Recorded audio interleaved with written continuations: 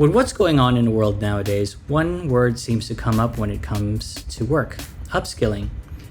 It could be challenging to pick what tools to upskill in, as there are many tools out there. Expanding skills is expected more so now than it has been in the past, and this is a reality for everyone, not only designers. In any case, if you're a designer with a tight budget and are unsure what the market is looking for, here's a list with a few free tools that will help you decide what to invest your time into.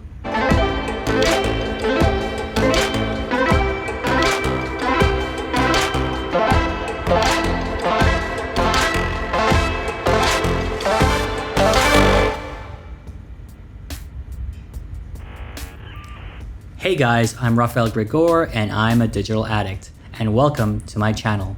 I'm a graphic designer and illustrator who is on a journey to monetize my art and design skills while sharing that knowledge with others like you who may be looking to do the same. Now, before I go into the meat of this video, I just want to update you guys.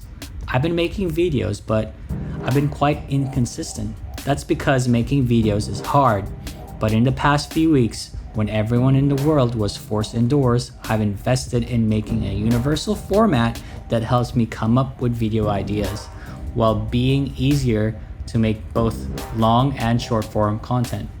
I've also been holding on to making content for a while because I wanted to relaunch by combining my Instagram t-shirt work. But due to world circumstances, shipping is taking much too long, and launching a new advertising campaign I feel may be inappropriate at this time. Despite that, I didn't want to delay creating content any further, so I decided to relaunch without the shirt design. With that update out of the way, onto the video. So I want to start with augmented reality, as it is probably the fastest growing design niche industry. In fact, many small agencies are popping up that specialize in creating AR filters for Facebook, Instagram, and Snapchat. Facebook Spark AR is a design and publishing tool that gets your designs on Instagram and Facebook. Many designers who I've spoken to find augmented reality quite daunting to start in. But what if I told you that your current designs, whether you're a beginner or more seasoned, are more than adequate to start making great content in augmented reality? The barrier to entry is quite low. If you've ever made GIFs in Photoshop before, you can already start experimenting with AR filter animations today.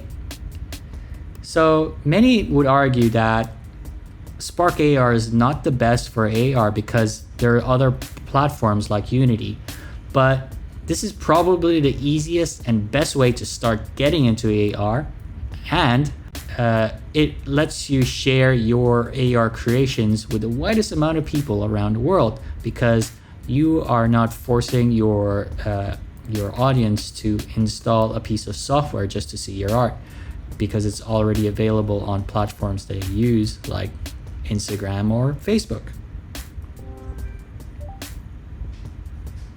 Second for design that coincidentally will help you with augmented reality is the robust 3D software Blender. Don't let its free price tag fool you. Big game publishers like Epic Games and Ubisoft fund the development of this robust 3D development platform. I am constantly amazed at what I can do with this program. I've already tried to incorporate it into my t-shirt design process. Although there are too many features to list in this video, my favorite feature is the real-time rendering engine, Eevee. It's difficult to express how game-changing this feature is if you've never designed in 3D before. As a former Cinema 4D user, which is a software used by quite a lot of people quite a lot of companies in the industry, the software, Blender, has made me excited to play with it every day. If you want to learn the core basics that give you 80% of all results, Blender Guru has a great step-by-step tutorial which teaches you how to make donuts. Check it out in the description below. Switching from augmented reality, we're gonna go to another sub-niche, which is web design UI. So web design UI is very useful for AR because they work really great together. So UI will help you design user interfaces for any interactions that you might have in augmented reality. Although they are not yet so interwoven together, in the future when platforms like augmented reality glasses from Apple come out, I'm sure these two sub niches of design will come together more seamlessly. Anyway, although web design has been a staple of the design industry for over a decade, the tools have really evolved. First in line, I would like to recommend for this segment is Adobe XD. This is free for anybody with or without an Adobe CC subscription. Key features include rapid interactive prototyping, speed, and exporting for implementation. Although it is not as popular as the more established Sketch, the features are fast catching up, and that free price tag will definitely entice first-time users. Once you finish your work, now it's time to get into application.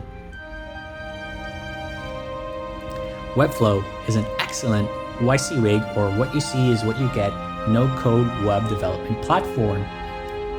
If you've ever used platforms such as Squarespace or WordPress, you may feel that those platforms do not give you much control.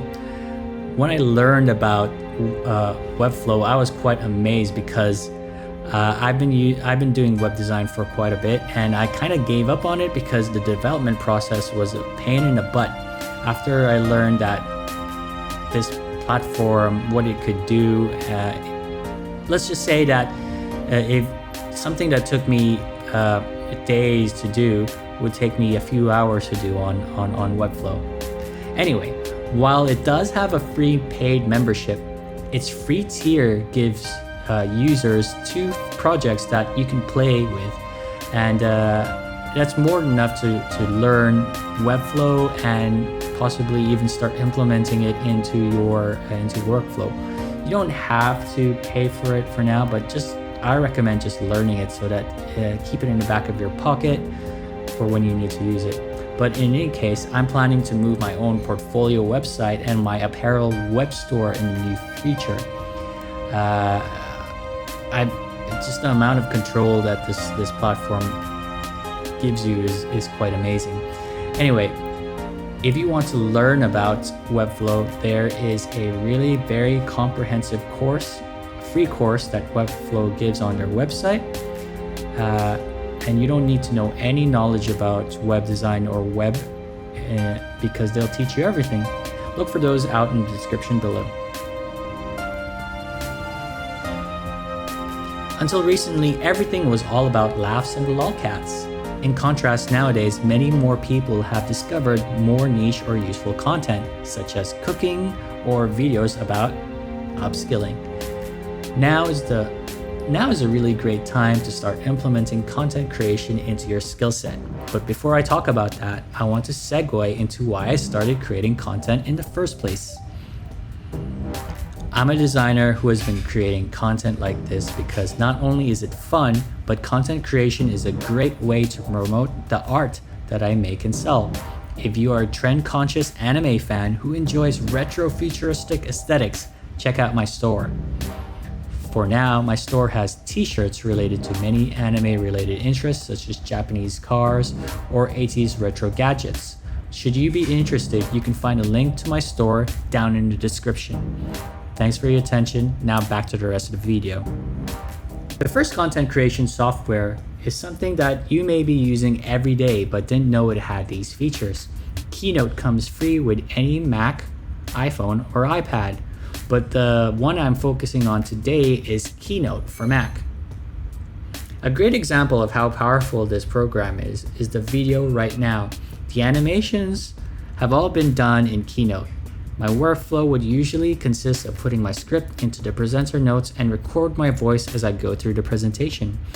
Once I'm happy with the recording, I then export the presentation as a video with an optional background track to set the mood. For all you power users out there, you can choose to output transparent Apple ProRes 444 files. This can be useful if you want to do something more sophisticated with video editing programs such as Adobe Premiere. If you're looking to do live streaming or branded video recording, OBS is a great software that allows you to record or stream your webcam or screen. There are many uses for it in terms of content creation, but I find that it is the best platform for a minimal to no editing workflow. But if content creation isn't your forte, then creating graphics for companies or selling templates is a great way to monetize this new skill.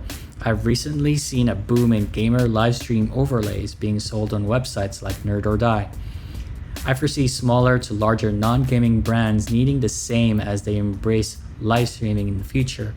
And I just want to get off my script a bit, but if you've seen what's been happening with Joe Rogan, where he sold exclusivity rights of his video podcast from to Spotify,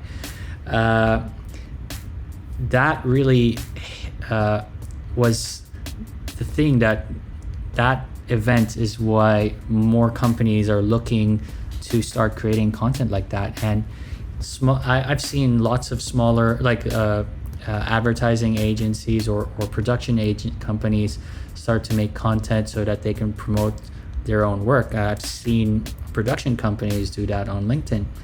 It's quite interesting, actually, and with more and more people doing it and the tools being so easy to access and learn, they're going to need people who know how to use this software or who can design really nice looking graphics. But yeah, on to the next one. In conclusion, since upskilling your design skills due to the current circumstances is now necessary, free design tools like Facebook Spark AR and Blender are great for getting into augmented reality. On the other part of the spectrum, Adobe XD and Webflow gets you up to speed with current trends in web design. If content creation is more up your alley, discover all the great content creation features that Keynote has to offer. And finally, OBS for recording or streaming yourself and any content on your screen. If you want to start getting into any of these tools, I've included links in the description below. If you want me to dive into more aspects of any of them, let me know down in the comments. Don't forget to like it if you found the content useful, and sub if you want to follow my channel. Thanks guys, and I'll see you in the next one.